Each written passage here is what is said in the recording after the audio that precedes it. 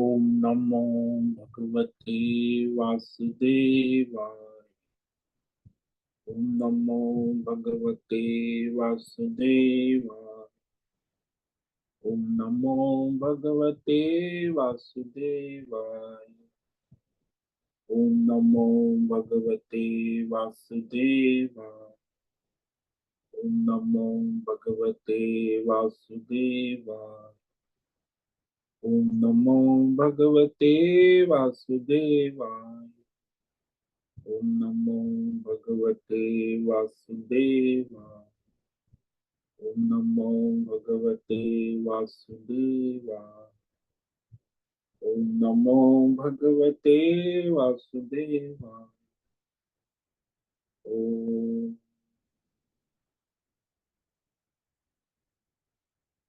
श्री परमात्मने नमो नमः। ओम गणपतये नमो नमः। ओम सं सरस्वत्यै नमो नमः। ओम गुरुभ्यो नमो नमः।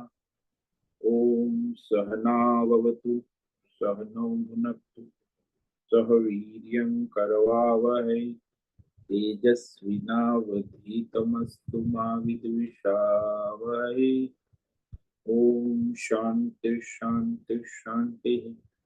सदाशिवसमारम्भां शंकराचार्यमध्यमाम् अस्मदाचार्यपर्यन्तां वन्दे गुरुपरम्पराम्। ओम पार्थाय प्रतिबोधितां भगवत् नारायणेन स्वयं व्यासेन ग्रथितां पुराणम् मध्ये महाभारतम् अद्वैतामृतवर्षिणीं भगवतीम् अष्टादशाध्यायिनीम् अम्ब त्वामनुसन्दधामि भगवद्गीते भवद्वेष वसुदेवसुतं देवं कंसचाणूरमर्दनं देवकी परमानन्दं कृष्णं वन्दे जगद्गुरुं। नमस्ते परमं ब्रह्म सच्चिदानंद रूपाय निर्गुणाय नमस्तुभ्यं ओंकाराय नमो नमः। सर्वे दुर्गाणि तरन्तु सर्वे भद्राणि पश्यन्तु सर्वे सद्बुद्धिमाप्नोतु सर्वे सर्वत्र नन्दतु। ओम तत्सत्। ओम ओम ओम। आप सभी ऑनलाइन नेटवर्क पर उपस्थित भगवद गीता श्रवण साधकों को आज प्रातः का अभिवादन अभिनंदन अभिवंदन। हरि ओम हरि ओम हरि ओम। हम सबको आज का यह दिव्य दिन तन मन धन जन देश काल विषय वस्तु परिस्थितियों के साथ अध्यात्म भौतिक दैविक क्षेत्र व्यष्टि समष्टि सभी को अपने अपने पूर्व में अनंत जन्मों किए हुए संचित पाप पुण्य धर्म अधर्म सकाम निष्काम कर्मों के पके हुए फल स्वरूप में वर्तमान में आज सभी को अपने अपने प्रारब्ध अनुसार परमेश्वरी अचिंत्य योग माया के माध्यम से प्रसाद स्वरूप में प्राप्त हुआ है। अतः आज का यह दिव्य दिन परमार्थ हेतु निष्काम सेवा यज्ञ देव यज्ञ ऋषि यज्ञ पितृ यज्ञ मानवता भूत प्राणी यज्ञ सात्विक दान शारीरिक वाचिक मानसिक तप निष्काम कर्म योग ध्यान योग भक्ति योग ज्ञान योग साधना स्वाध्याय वेद शास्त्रों का अध्ययन अध्यापन उपासना आराधना के लिए समर्पित करे और करवाए। अत्यंत दुर्लभ मनुष्य जीवन की प्रत्येक क्षण परमार्थ हेतु सार्थक करे और करवावे। आज विक्रम संवत 2081 आषाढ़ मास शुक्ल पक्ष की चतुर्थी तिथि है। सुबह 7:51 तक उसके बाद पंचमी लग जाती है। आज है मघा नक्षत्र सुबह 10:14 तक है। उसके बाद पूर्व फाल्गुनी नक्षत्र लग जाता है। आज है बुधवार और यहाँ वर्षा ऋतु प्रारंभ हो चुकी है। रात्रि का न्यूनतम तापमान 20 डिग्री रहा और दिन का अधिकतम 30 डिग्री रहा। वायु की गति 5-10 किलोमीटर प्रति घंटा चल रही है। ईस्वी सन 2024 10 जुलाई 10 जुलाई 2024 सुबह के 7 बजने वाले हैं। कलयुग का प्रथम चरण 5250वां वर्ष 7वां वैवस्वत मनवंतर श्वेत वराह कल्प ब्रह्मा जी का 26वां दिन और 51वां वर्ष चल रहा है। तो ऐसे अनंत कोटि ब्रह्मांडीय परमेश्वरी अचिंत्य योग माया में हमारा यह एक ब्रह्मांड, इस ब्रह्मांड में ये पृथ्वी लोक, और पृथ्वी लोक में समुद्र के ऊपर जम्बू द्वीप में विश्व का एकमात्र वैदिक राष्ट्र भारत, उत्तर हिमालय प्रांत में उत्तराखंड राज्य में टिहरी जिले में हिमालयन शिवालिक पर्वतमाला के अंतर्गत मणिकूट पर्वत के ऊपर नीलकंठ महादेव के सामने ऋषिकेश नगरी में मुनि की रेती प्रांत में शीशम जाड़ी अवधूत बाड़ा आश्रम के सी ब्लॉक के 5 नंबर कमरे से पहले माले से गंगा किनारे से हम स्वामी उत्तमानंद सरस्वती भगवद गीता के आचार्य शिष्य स्वामी चिन्मयानंद सरस्वती महाराज चिन्मय मिशन कैलाद्वैत वेद व्यास भगवत पाद शंकराचार्य की श्रृंगेरी संन्यास परंपरा से शिक्षित दीक्षित सनातन वैदिक भारतीय हिंदू धर्म अनुसार संपूर्ण भगवद गीता ज्ञान यज्ञ ऑनलाइन चैतन्यमय जीवन लाइव प्रसारण के अंतर्गत व्याख्यान माला में अध्याय 6 ध्यान योग के श्लोक नंबर 29 और 30 पर संस्कृत एवं हिंदी में व्याख्यान करेंगे। दिव्य पवित्र सरल व्यावहारिक सटीक पूर्ण वर्ण अक्षर पद वाक्य पंक्ति श्लोक अध्यायों की संगति संधि अन्वय शब्दार्थ वाक्यार्थ भावार्थ रहस्यार्थ के यथार्थ तात्पर्य सहित वैदिक शास्त्र वेदव्यास साहित्य शंकर भाष्य व परंपरागत सन्यासी आचार्यों की टीका टिप्पणी सहित आज का यह व्याख्यान करेंगे। कृपया आप सभी श्रद्धा भक्ति ध्यान से परिपूर्ण होकर के यह दिव्य श्रवण साधना करें। इसमें से कुछ ग्रहण करे, कुछ धारण करे, कुछ अपने जीवन में चरितार्थ करे और उसमें निरंतरता लाए। अपनी अपनी आध्यात्मिक भौतिक दैवी अशांति द्वंद्व मोह विक्षेप और धार्मिक और शास्त्रीय भ्रम भ्रांतियों से रहित होकर के अपने अपने शरीर इंद्रिय प्राण मन वचन कर्म बुद्धि से एक रूप एकाग्र होकर के शुद्ध सात्विक सूक्ष्म भगवत विवेक बुद्धि करे, वेद शास्त्र एवं आचार्य परंपरा अनुसार विवेक करे और करवावे। पुनः पुनः इस व्याख्यान का श्रवण करे, मनन करे, चिंतन करे, लेखन करे, प्रचार प्रसार करे, लिंक भेजे, ग्रुप में शेयर करे, अपना और सबका परम कल्याण करे और करवावे। ओम तत्सत। ओम ओम ओम। तो कल हमने श्रीमद् भगवद गीता अध्याय 6 ध्यान योग के श्लोक नंबर 28 पर विचार किया था, जिसमें भगवान ने क्रम से साधना योग अभ्यास का महत्व कहा। जो विधि भगवान बता रहे शास्त्रोक्त विधि विधान से क्रम से योगाभ्यास में लगे ध्यान योगी, तो जब वह रजोगुण तमोगुण से रहित हो जाते यानी वृत्ति प्रवृत्ति से रहित हो जाता है, तब अनायासी परमात्मा का परम सुख प्राप्त करता है। जब तक वृत्ति और प्रवृत्ति है तो परम सुख लाभ नहीं कर पाता, इसीलिए उसे जल्दबाजी या मनमाने क्रम से लाभ नहीं होता। परमार्थ सिद्धि पाने के लिए उत्साह तो होना आवश्यक है, लेकिन शास्त्रोक्त विधि विधान क्रम को लांघने का या बदलने का प्रयास ना कर। इसलिए क्रम से लाभ होता है, निरंतर अभ्यास करने से लाभ होता है। योगेन नित्य संबंधी, वह योगी जो नित्य निरंतर शास्त्र के अनुसार नियम के अनुसार ध्यान योग अभ्यास में लगा है, तो उसमें विघ्न बहुत आते हैं, बाधाएं जिसको कहते हैं ना, और वो मन को विक्षिप्त कर देते हैं। तो बाधाएं क्या है, कल हमने आपको बताया 9 प्रकार की बाधाएं होती। एक तो पहली रोग, शरीर में रोग है और खासकर लोग समझते हैं युद्धावस्था में योग साधना करेंगे अरे रोग आ गया तो फिर रोग ही परेशान करेगा, योग साधना में बाधा उत्पन्न। फिर कहते हैं कि वह जो है आलस, अकर्मण्यता, वो भी बाधा उत्पन्न कर। संशय, परमार्थ के विषय में, साधना के विषय में संशय होता है, वो भी बाधा। तो तीसरी बाधा है। चौथी बाधा है प्रमाद, जो करना है वो नहीं करते, जो नहीं करना है वो करते। पांचवी बाधा है आलस, कल करेंगे, बाद में करेंगे, अभी तो आज करे सो काल, काल करे सो परसों, अभी तो जीना है परसों, तो करेंगे। तो उसे आलस कहते, कल पर टालने का। और विवेक वैराग्य का अभाव, ये भी बाधा है। उत्साह न होना, ये भी बाधा है। भ्रांति, भ्रम उत्पन्न रहना, ये भी बाधा है।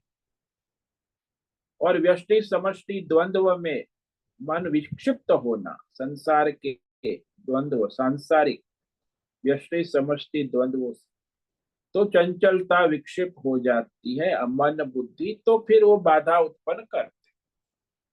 ये सारी बाधाएं जो है आती, जो हमारे अंतकरण को विक्षिप्त करने वाले अंतराय कहे जाते हैं। मूल रूप से तो बाधा जो है वो है हमारे अपने व्यक्तिगत राग द्वेष, हमारी कामना और वासना। यदि आप अपनी कामना वासना को छोड़ देते हैं, तो राग द्वेष को छोड़ देते हैं, तो फिर आपके लिए योग साधना आसान हो जाए। अब जिसने काम वासना को नहीं छोड़ा है, कामना को नहीं छोड़ा है, और राग द्वेष को नहीं छोड़ा, उसके लिए कोई योग साधना हो नहीं सकती, वो बाधाएं उत्पन्न करती। इसीलिए विवेक वैराग्य पूर्वक अपनी कामना वासनाओं को धर्म के अनुसार, शास्त्र के अनुसार नियमित करना आवश्यक। तब वो जो मनुष्य की वृत्ति और प्रवृत्ति भगवतमय हो जाती है, तो उसे परम आनंद, परम सुख प्राप्त होता है। ये अभ्यास से धीरे धीरे हो जाता है। अब वो जो परम आनंद है, परम सुख है, उसका अनुभूति आगे श्लोक नंबर 29 में भगवान कहते हैं,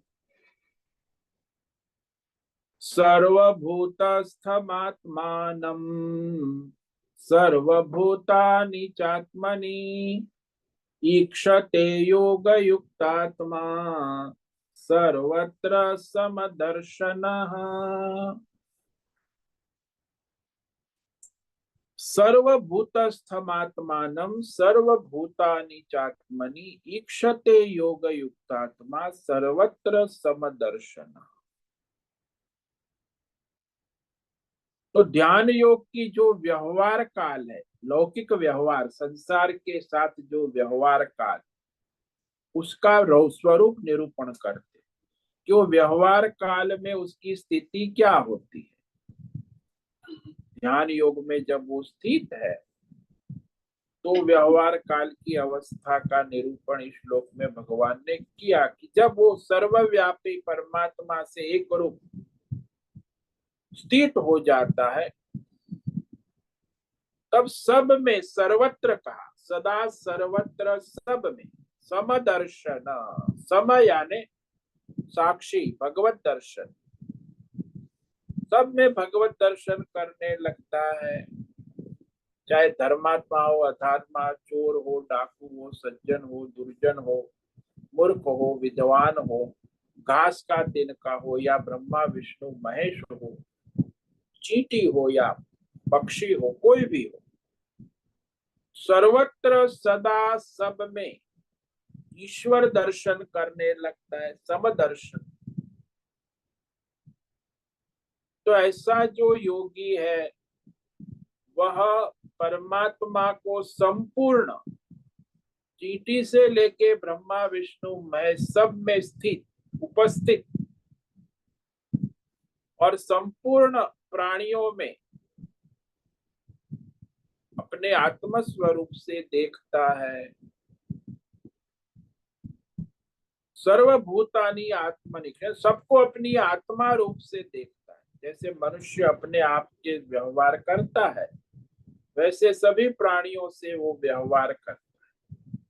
आत्मा ना इक्षत, तो अपने आत्म स्वरूप के भाव से ही सदा सर्वत्र सब में वह भगवत दर्शन और भगवत व्यवहार कर।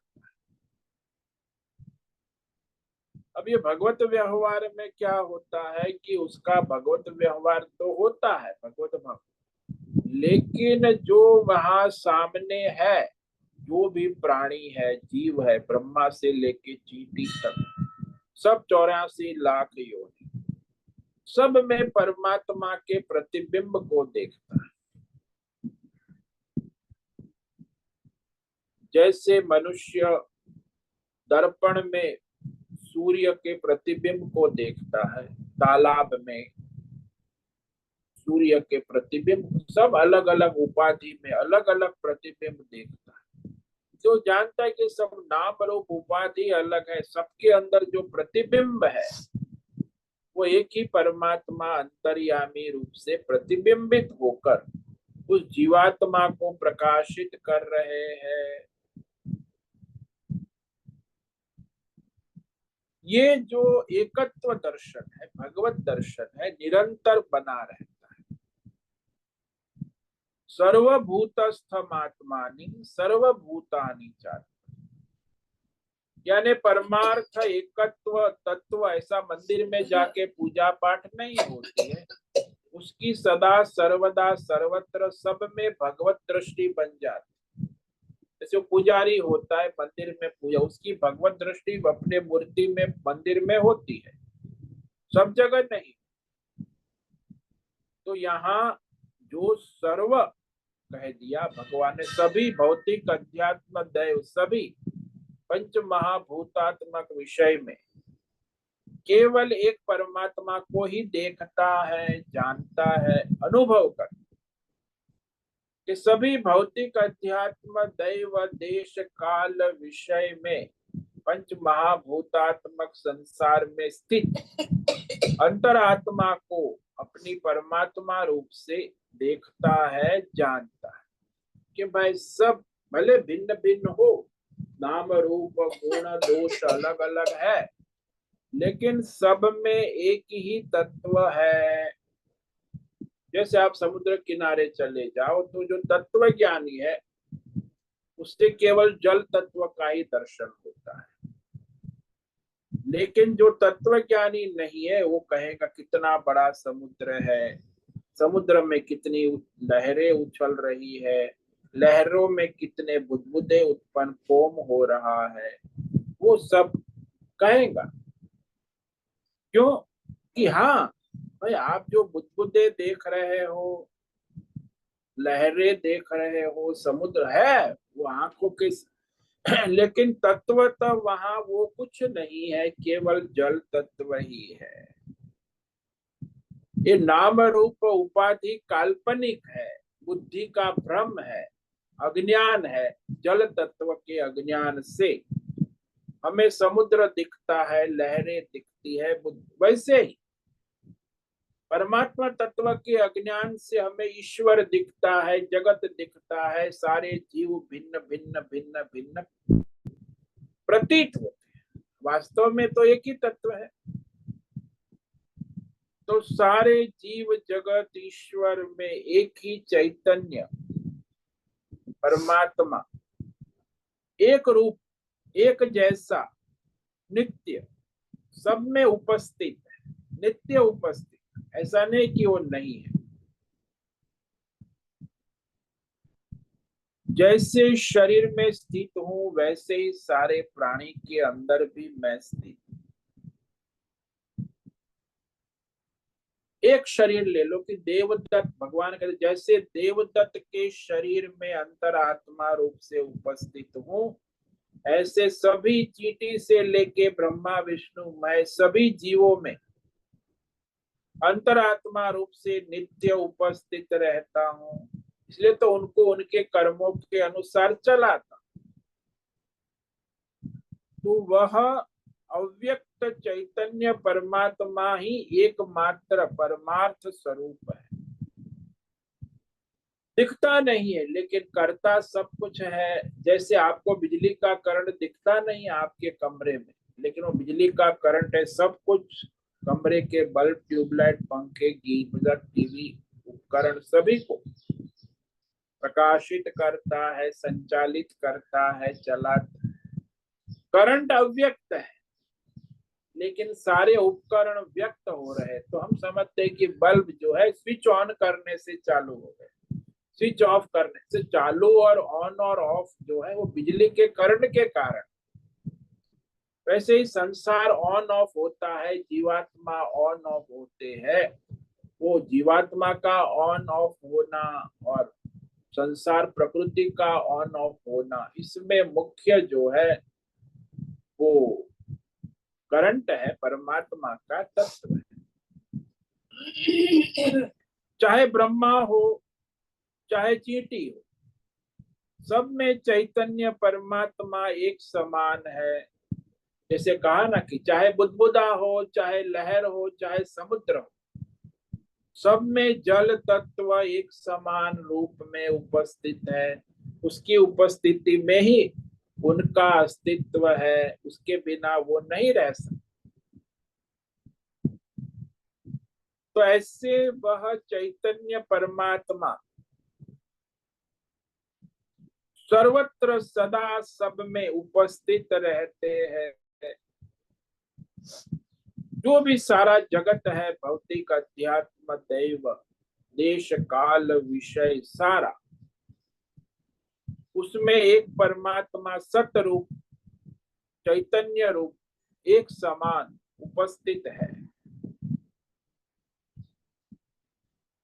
तो वह प्रतिबिंबित होता है अंतकरण में सबके, चाहे सात्विक अंतकरण हो, चाहे राजसी हो, चाहे तामसी हो, वो प्रतिबिंबित हो रहा है। लेकिन तामसी अंतकरण में स्पष्ट नहीं होता, राजसी में धुंधला होता है, और सात्विक अंतकरण में स्पष्ट प्रतिबिंब होता है। जिसका अंतकरण सात्विक है उसमें परमात्मा का प्रतिबिंब स्पष्ट हो रहा है। बाकी सब में हो रहा है लेकिन धुंधला है। तो सर्वत्र उपस्थित है, जहां जहां अंतकरण है वहां वहां परमात्मा का प्रतिबिंब उपलब्ध है। चैतन्यमय है, प्राणमय है, प्रतिबिंबित हो रहा है।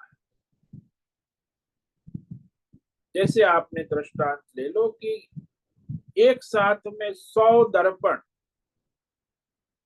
आपने लगा दिए मैदान में, 100 दर्पण में 100 सूर्य के प्रतिबिंब पड़ रहे। सूर्य के सामने उस दर्पण को आपने रख लिया मैदान में, तो सारे के सारे दर्पण में सूर्य का प्रतिबिंब पड़ रहा है, और उस प्रतिबिंब से प्रकाश आ रहा है। दर्पण के प्रतिबिंब से भी प्रकाश आ रहा है, सूर्य का प्रकाश भी आ रहा है। तो एक है दर्पण की उपाधि से प्रतिबिंबित प्रकाश, और एक मूल सूर्य का प्रकाश। सूर्य के प्रकाश में दर्पण में प्रतिबिंबित होने वाला जो दर्पण का प्रकाश है वो उपाधि वाला है, सीमित है। ऐसे ही जीवात्मा का है। एक है सर्वव्यापक परमात्मा जो सूर्य की तरह सर्वत्र प्रकाशित हो रहा है। दूसरा जीवात्मा के अंतःकरण में प्रतिबिंबित होकर जो प्रतिबिंब रूप में प्रकाशित हो रहा है वो उपाधि वाला। तो वह प्रतिबिंब है उस सब दर्पणों में, प्रतिबिंब रूप से स्थित जो केवल एक ही सूर्य है। इसी प्रकार सभी चींटी से लेके ब्रह्मा विष्णु महेश में जो भी अंतःकरण में प्रतिबिंबित होने वाला अंतरात्मा चैतन्यमय परमात्मा एक रूप और एक ही है, दो नहीं है, नित्य विद्यमान रहता है, सदा सर्वदा सर्वत्र सब में, सभी देश काल विषय वस्तु परिस्थिति अवस्था में वो नित्य विद्यमान रहता है। एक क्षण भी नहीं है ऐसा। जो है सदा सनातन वो केवल परमात्मा है। उपाधियां बदलती रहती, सारे प्राणी देख लो, भगवान कहते सर्वभूतस्थमात्मा, सभी यानी सारे, चींटी से लेके ब्रह्मा, सभी जीवात्माओं में नित्य सदा सर्वदा सर्वत्र उपस्थित हूँ। जन्मांतर में भी, देश काल विषय में भी, किसी भी देश काल विषय मैं उपस्थित रहता हूँ। नाम रूप देश काल विषय अलग अलग है, जिनमें परमात्मा नित्य उपस्थित है, हर देश में, हर काल में, हर रूप में, हर विषय में, हर ऊपर। तो सब मैं ही हूं। जो सब कुछ आप देख रहे हो, देश काल विषय भौतिक अध्यात्म दैव नाम रूप गुण दोष, जिसमें एक परमात्मा ही है जो उसे प्रकाशित कर।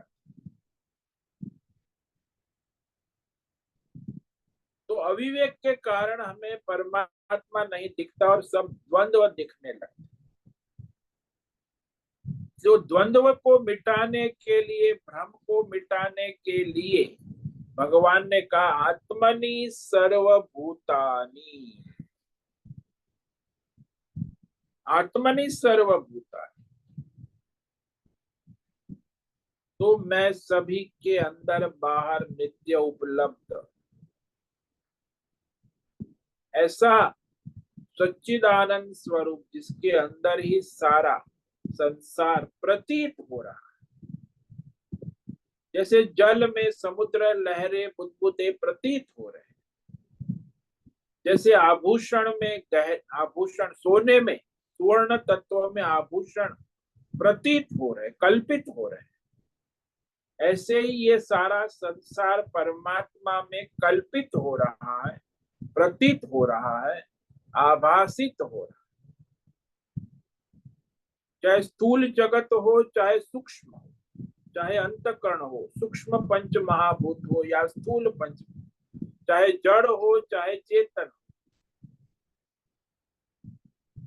सब संसार में जो एक ही तत्व है, लेकिन वह एकमात्र परमात्मा ही अनेक रूप से क्यों दिखते हैं? बोले अविद्या कल्पित माया से ऐसा हो रहा है।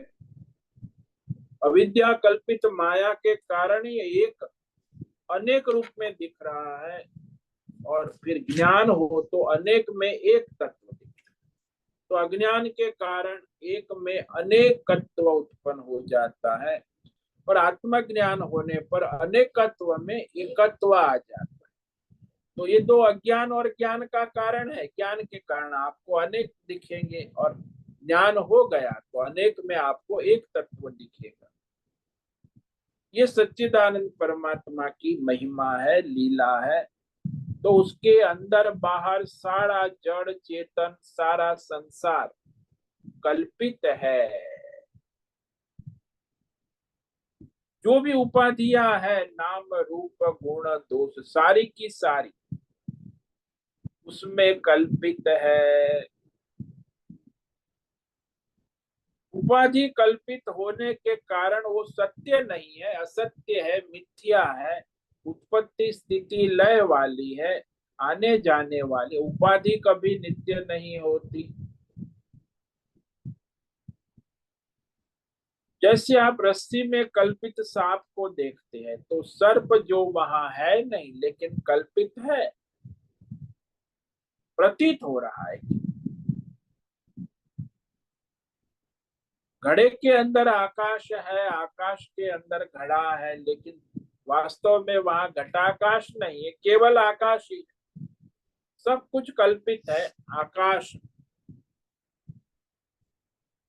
जैसे मिट्टी में बहुत सारे खिलौने देख रहे हैं, खिलौने कल्पित है, मिट्टी ही है। तो एक में अनेक खिलौने दिखते हैं, अनेक खिलौने में एक तत्व है, वो है मिट्टी। यही कह रहे हैं यहाँ कि जो परमार्थ योग से युक्त है, योगी है, जिसने परमार्थ दर्शन कर लिया है, तो वह निरंतर परमात्मा में ही लगा रहता है। योग युक्तात्मा सर्वत्र समदर्शन। योग युक्तात्मा बतलाया क्योंकि जिसने अपनी सारी इंद्रिय और मन को संयमित कर लिया है, नियमित कर, युंजन एवं सदात्मानम तक जो भगवान ने कहा कि सबसे बड़ी बात ये है कि 10 इंद्रिय और एक मन चंचल है, विक्षिप्त है। यदि इंद्रियों की प्रवृत्ति और मन की वृत्ति काबू में हो गई तो बहुत बड़ा काम। लेकिन जब तक इंद्रिय की प्रवृत्ति चंचल है और मन की वृत्तियां चंचल है, तो फिर वो परमात्मा में नहीं लग सकता है। निरंतर उस अंतःकरण में जो कोई वृत्ति प्रवृत्ति उत्पन्न हो रही है, उसका मूल कारण ही अज्ञान। अज्ञान के कारण फिर अहंकार उत्पन्न होता है, फिर अहंकार से फिर राग द्वेष उत्पन्न होता है, राग द्वेष से फिर भय उत्पन्न होता है, और भय से फिर संसार का चक्र शुरू हो जाता है। जीवात्मा संसार में घूमने लगता, वो भी मारा मारा परेशान दुख कष्ट में आ जाता है। क्यों? अज्ञान, अहंकार से, राग द्वेष से ही परेशान रहता है। यदि उसे ज्ञान हो गया, अहंकार नहीं है, राग द्वेष नहीं है, तो सर्वत्र भगवत दर्शन करने वाले को भय कहाँ रहे? जिसको भगवत दर्शन नहीं होता है उसे ही भय रहता है कि अरे मेरा क्या होगा। तो सर्वत्र भगवत दर्शन करने वाले योगी भय से मुक्त हो जाते हैं। और भय क्या? सारे काम क्रोध लोभ संसारी पना ही समाप्त, विगत कल्मषः। ये संसारी पना क्या है? रजोगुण और तमोगुण। इतना जितना इसका अभ्यास करेंगे उतनी उतनी कामना और वासनाएं बढ़ेगी। सत्व गुण का अभ्यास करेंगे तो कामना वासना क्षय हो। अब ज्यादातर मनुष्य रजोगुण तमोगुण का ही अभ्यास करते रहते, तो सत्व गुण बढ़ने की संभावना ही नहीं है। इसलिए जिनका रजोगुण और तमोगुण शांत हो गया है, समाप्त हो गया है, वही अपने परमात्मा के साथ जुड़ जाता है। योग युक्तात्मा परमात्मा से जुड़ा हुआ, परमात्मा का साक्षात्कार करता है। कहाँ करता है? सारे जीवों में परमात्मा को देखता है और परमात्मा में अपने सभी जीवों को देखता है। सब जीवों में मैं हूं और मैं हूं सब जीवों में, सब जीव मेरे हैं। तो यहाँ सारे जीवों में परमात्मा का स्वरूप है। तो मैं सब जीवों का अंतरात्मा हूं और सारे जीवों की अंतरात्मा मेरी आत्मा है। यानी मेरी आत्मा सबकी आत्मा है, सबकी आत्मा मेरी आत्मा है। तो वहां आत्मा दो नहीं है, सबकी आत्मा एक ही है। अधिष्ठान मूल सब में एक ही। हाँ, विषमता ये है, भौतिक अध्यात्म दैव देश काल विषय, चींटी से लेके ब्रह्मा विष्णु महेश तक अनेक प्रकार की सत्वगुणी रज तमोगुणी विषमताएं है। लेकिन विषमता में एक समानता है, वो समानता है परमात्मा। सबका मूल अधिष्ठान है ना। जैसे गहनों में बहुत विषमता है, ये अंगूठी, ये नेकलेस है, ये बैंगल्स है, ये बाजू बंद है, ये पायजेब है, ये मुकुट है, बहुत सारी। लेकिन सुवर्ण तत्व में कोई भेद नहीं है। सारा भेद भ्रम नाम रूप उपाधि में प्रतीत होता है वो काल्पनिक है। वास्तविक सुवर्ण तत्व ही सनातन सत्य है। ऐसे ही संसार में एक ही सनातन सत्य है, परमात्मा तत्व, जो हमारे सनातन धर्म में कहा जाता है कि परमात्मा ही सत्य है और परमात्मा ही सनातन सत्य है। ये सनातन धर्म ही परमात्मा है, परमात्मा ही सनातन धर्म है, उसके सिवा और कुछ है ही। वैसे देखा जाए तो ब्रह्मा विष्णु महेश और घास के तिनके तक कितनी विषमताएं हैं, लेकिन सब में तत्व एक ही है। हाँ, विषमता एक गुणों के कारण है, सत्व गुण रजोगुण तमोगुण की विषमताएं है, लेकिन वो गुण में जो तत्व है, मूल तत्व, वो तो एक समान ही है ना, उसमें तो कोई विषमता है नहीं। तत्व अनेक है, तत्व को धारण करने वाला जो परमात्मा तत्व है वो निरूपाधिक। तो जड़ चेतन में सर्वव्याप्त एक ही तत्व है। सभी में संसार में विषमता रहेगी, लेकिन वो विषमताओं में एक तत्व ऐसा रहेगा जो निर्विशेष परमात्मा स्वरूप सब में एक समान ही रहता है। ऐसी जिसकी बुद्धि में विवेक हो जाता है ना, उसे समदर्शन कहते। समदर्शन का अर्थ है सब में सदा सर्वत्र एक परमात्मा का दर्शन करना। दर्शन का मतलब आंखों से देखना नहीं। मंदिर में गए हमने आज कृष्ण भगवान के दर्शन, जगन्नाथ रथ यात्रा के दर्शन, ये आंखों से देखने की बात नहीं। एकत्व दर्शन का कि बुद्धि में विवेक से जो जाना जाता है,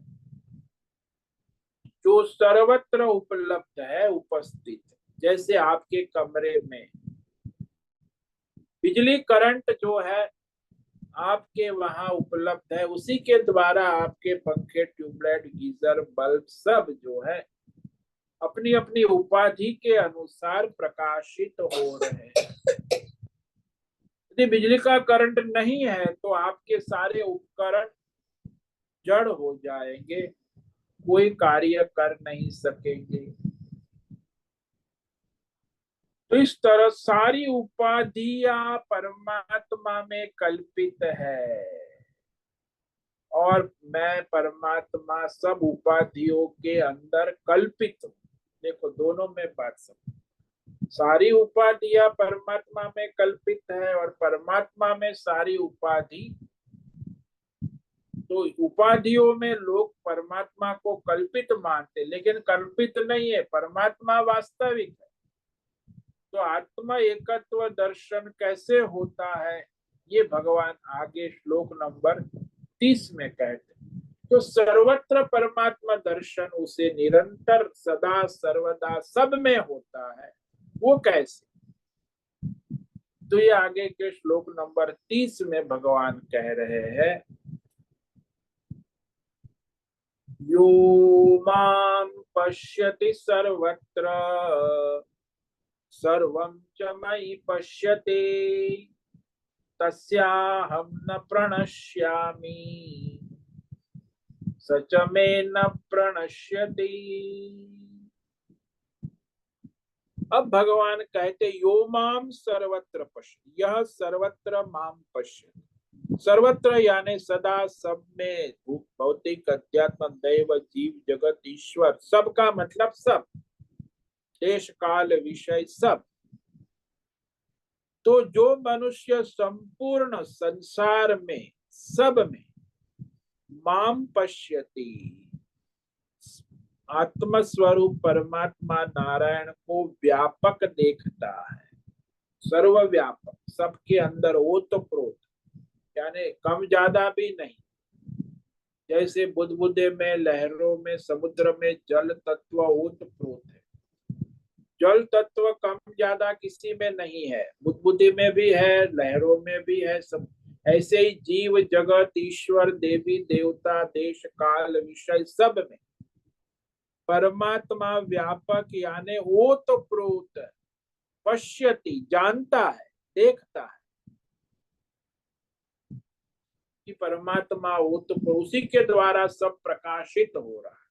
जैसे बिजली का करंट सभी उपकरणों में ओतप्रोत है, तभी सब उपकरण अपना अपना कार्य कर रहे हैं। पश्य संपूर्ण भूतों में सर्वम मयि पश्यति, तो संपूर्ण भूतों को भी वासुदेव नारायण के अंतर्गत ही जानता है, देखता है। तो इस तरह जो परमार्थ दर्शन करता है, सबके भीतर बाहर, सबके रूप में, अपने रूप में, उसके लिए भगवान कहते मैं अदृश्य नहीं होता, यानी साक्षात सदा सर्वत्र उसके लिए उपलब्ध रहता हूं।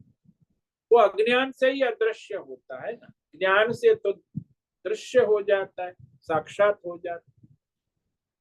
इसीलिए जो ज्ञानी है, परमार्थ आत्म ज्ञानी है, तो वह, उसके लिए भगवान कभी अदृश्य नहीं होते।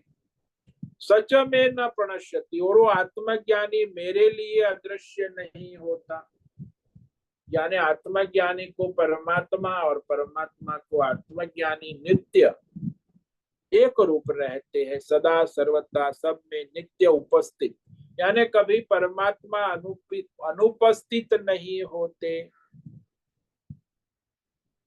प्रत्यक्ष रूप से नहीं कहा, आत्मा रूप से कहा।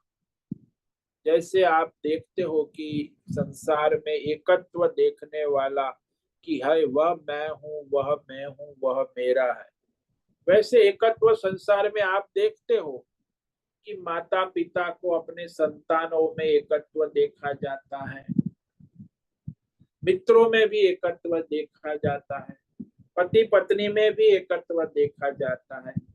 लेकिन ये एकत्व जो है उपाधि वाला, अपने अपने राग द्वेष काम क्रोध लोभ के कारण वो एकत्व में, वैसे एकत्व है, लेकिन फिर भी वह भेद भ्रम बने रहते हैं। यहाँ जो एकत्व है वह निरंतर है, जैसे बिजली का करंट निरंतर सभी उपकरणों को चलाता है, ऐसे ही परमात्मा सबको प्रकाशित करता है निरंतर। परमात्मा का स्वरूप एक ही है और वह निरंतर प्रकाशित हो रहा है, वो सबकी आत्मा है, लेकिन अज्ञानी को उसका अनुभव नहीं होता और आत्मज्ञानी उसको निरंतर अनुभव करते हैं।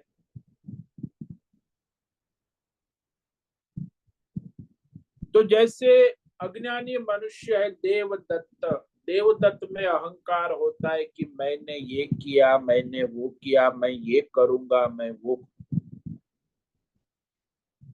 वैसे आत्मज्ञानी को भी परमात्मा में मैं परमात्मा स्वरूप हूँ, मेरा स्वरूप परमात्मा है, ऐसा विवेक होता है। अज्ञानी को ऐसा विवेक नहीं होता, उसे लगता है मैं ये शरीर हूँ। देखो, एक अज्ञानी को मैं शरीर हूँ, स्त्री हूँ, पुरुष हूँ, ऐसा अविवेक होता है, मैं मनुष्य हूँ। और वो आत्मज्ञानी को ऐसा होता है विवेक कि मैं स्त्री नहीं हूँ, पुरुष नहीं हूँ, शरीर नहीं हूँ, मैं सच्चिदानंद आत्म स्वरूप ही हूँ। इसीलिए जो बुदबुदे को ये पता चल जाता है कि मैं बुदबुदा नहीं, वास्तव में मैं जल हूँ, लहरों को पता चल जाए कि मैं वास्तव में लहर नहीं हूँ, जल तत्व ही हूँ, समुद्र को पता चल जाए कि वास्तव में मैं समुद्र नहीं हूँ, जल तत्व ही, तो सारे बंधनों से मुक्त हो जाते हैं। वैसे ही मनुष्य कोई जीवात्मा है, उसे भी विवेक हो कि मैं जीव नहीं, मैं ब्रह्म परमात्मा हूँ, तो जीव भाव से मुक्त हो जाए। यदि किसी को ऐसा विवेक हो जाए कि जगत नहीं केवल परमात्मा है, तो संसार के बंधन से मुक्त हो जाए। क्या ये देवी देवता ईश्वर नहीं परमात्मा, तो देवी देवता की उपासना कर्म बंधन से मुक्त हो जाए, क्योंकि सब परमात्मा है, इसकी उपासना कर।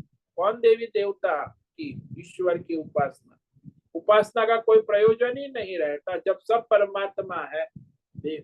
तो उसमें कोई दूसरा है ही नहीं। तो इस तरह वो सारे कर्म उपासना बंधनों से मुक्त हो जाते हैं। सर्वत्र परमात्मा रूप और सबको परमात्मा स्वरूप देखता है यानी जानता है, देखता है यानी अनुभूति करता है, साक्षात्कार करता है। उसके लिए कभी भी कहीं भी किसी में भी दूसरा नहीं होता, एक ही परमात्मा ही है, उससे कोई अलग नहीं, यानी भेद नहीं होता, द्वंद्व नहीं होता। परमात्मा उससे अलग नहीं होता, परमात्मा उसका ही स्वरूप। तो इस प्रकार जो कहा कि माम यस्य पश्यन्ति सर्वत्र सर्वं च मयि पश्य, परमात्मा स्वरूप नारायण जो है उसे वासुदेव भी कहते हैं, और जीवात्मा से अलग नहीं है, जगत से अलग नहीं है, देवी देवताओं से अलग नहीं है, सब में अभिन्न रूप में उपलब्ध है, उपस्थित है, वही नारायण कहे जाते हैं।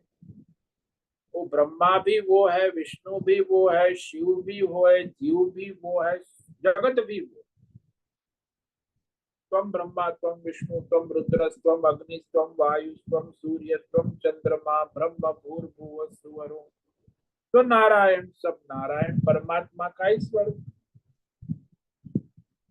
तो उसी रूप को सर्वत्र देखना यानी जानना।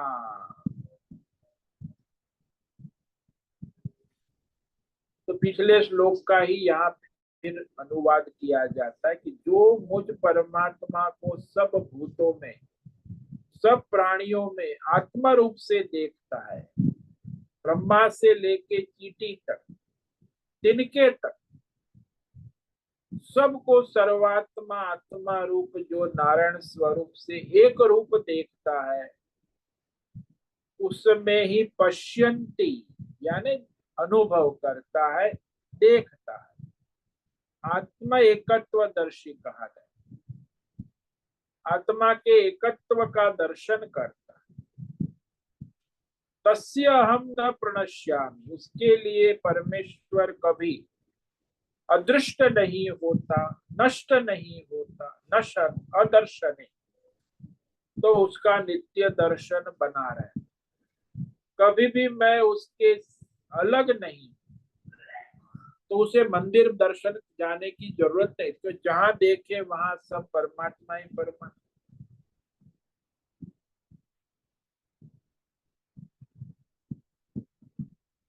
तो उसके लिए और कोई दिशा दशा की आवश्यकता नहीं रहती। एक महात्मा थे, मंदिर में, शिव जी के मंदिर में ऐसे लेट गए, तो पुजारी, अरे महात्मा जी ये क्या आप यहाँ सो गए, पैर यहाँ शिव जी की तरफ, बोले जहाँ रख दो आप, जहाँ शिव जी ना हो वहां मेरे पैर रख दो। तो पुजारी ने उसके पैर हटाकर दिशा बदल दी, तो वहां शिवलिंग प्रकट हो गए। तो फिर दूसरी दिशा बदल दी, तो वहां शिवलिंग, जहां पैर रखते वहां शिवलिंग ही शिवलिंग। क्योंकि जो भेद भ्रम वाला है पुजारी है, उसे तो भेद लगता है कि केवल यही मेरे मंदिर में भी शिव जी बैठे हैं और सर्वत्र नहीं है, क्योंकि वो पुजारी है, भेद दृष्टि है, द्वैत वाला है। और वो महात्मा है, उसे सर्वत्र शिव दर्शन हो रहे हैं। तो जहां भी उसके पैर पड़ते हैं वहां सब शिवलिंग ही है, वो महादेव ही है, वो भी महादेव है, उसके पैर भी महादेव है, और महादेव के सिवा और कुछ रहता ही। तो इस तरह कहा कि जो दर्शन है वो सर्वत्र होता है। आत्मज्ञानी को आत्म रूप से विद्यमान नित्य परमात्मा ही दिखता है। कभी भी परमेश्वर ऐसे तत्वनिष्ठ आत्मज्ञानी से अलग नहीं रहते हैं। तो आत्मज्ञानी को परमात्मा और परमात्मा को आत्मज्ञानी कभी छोड़ते नहीं, एकत्व बना रहे। जैसे वो बच्चा होता है, वो उसकी माँ के साथ उसका एकत्व बना, और माँ का बच्चे, कभी एक 6 महीने का है, 1 साल का है, 2 साल का, तो उसका बालक है, तो वो उससे अलग नहीं होता, वो उससे अलग नहीं होती, दोनों का एकत्व बना रहे। ऐसे ही यहाँ जीवात्मा और परमात्मा, जैसे माता और संतान का एकत्व बना, ऐसे ही जीवात्मा और परमात्मा का जो आत्मज्ञानी है उसमें एकत्व बना रहता है। परमेश्वर उसकी आत्मा से कभी अलग नहीं होते। आत्मा से क्या, उसकी आंखों से भी अलग नहीं, उसके संसार से भी अलग नहीं, वह सब ईश्वर हो जाता, ईश्वरमय, ईश्वर दर्शन। इस श्लोक पर और कल विचार करेंगे। तो आज हमने जो है श्लोक नंबर 29 और 30 पर विचार किया है, 30 पर कल और विचार करेंगे। तो 29 में भगवान ने कहा कि वह परमार्थ दर्शन करने वाले की अनुभूति क्या हो। सर्वभूतस्थमात्मानं सर्वभूतानि चात्मनि ईक्षते योग युक्तात्मा सर्वत्र समदर्शनः। सर्वव्यापी अनंत चैतन्यमय परमात्मा से एक रूप, योग युक्तात्मा, एक रूप निरंतर भगवतमय, तो वो क्या देखता है, बोले सब में समभाव से परमात्मा, समदर्शन, सदा सर्वत्र सब में भगवत दर्शन, ईश्वर दर्शन करने वाला योगी परमात्मा को सब में स्थित और सब में परमात्मा स्वयं को स्थित देख, अपनी आत्मा, आत्मानम सर्वभूतस्थम, परमात्मा को सभी भूतों में स्थित और संपूर्ण भूतों को अपनी अंतर आत्मा परमात्मा में स्थित देखता है, यानी अनुभव करता है, जानता है।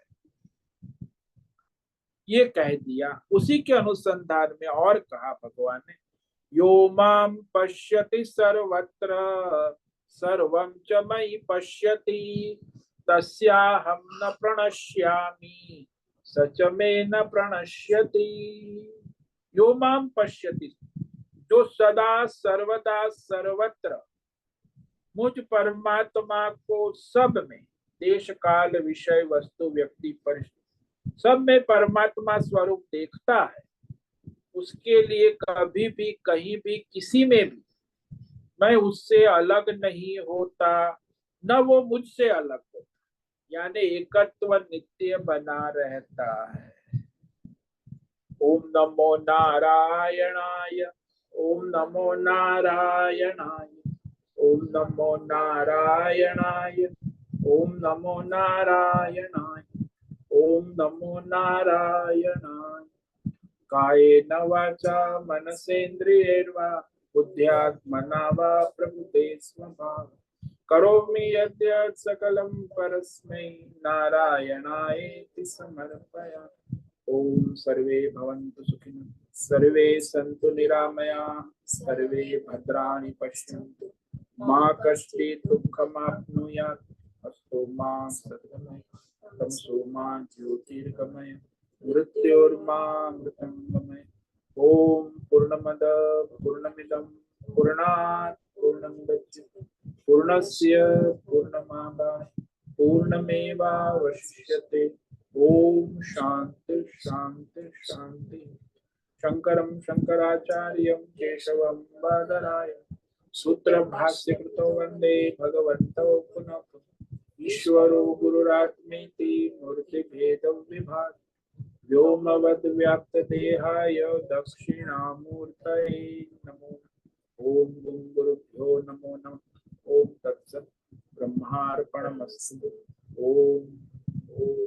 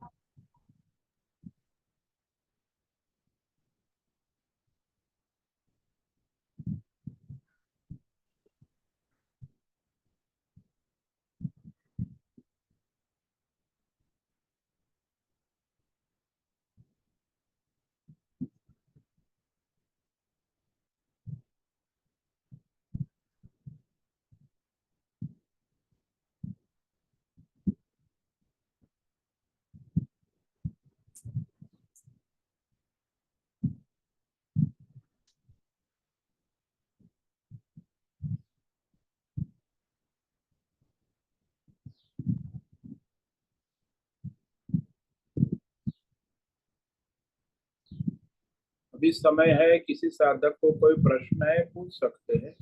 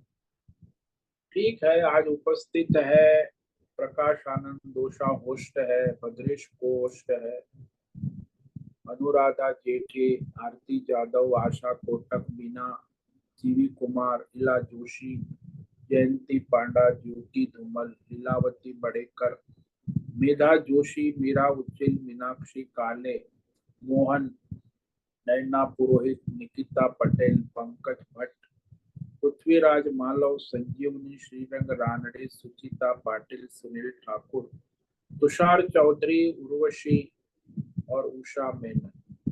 तो आज इतने साधक उपस्थित हैं। कल फिर आगे विचार करेंगे श्लोक नंबर 30 पर। तो सभी साधकों को आज का ओम नमो नारायणाय, सबको आज का स्वामी जी। ओम नमो नारायणाय स्वामी जी। नमो नारायणाय स्वामी जी। उससे निवेदन है ओम नमो आज का नारायण। सत्संग पूर्ण करें। ओम नमो नारायण स्वामी जी। आज का ये दिव्य सत्संग हम यही पूर्ण करते हैं। सभी साधकों को ओम नमो नारायणाय। सभी साधकों को ओम नमो नारायणाय।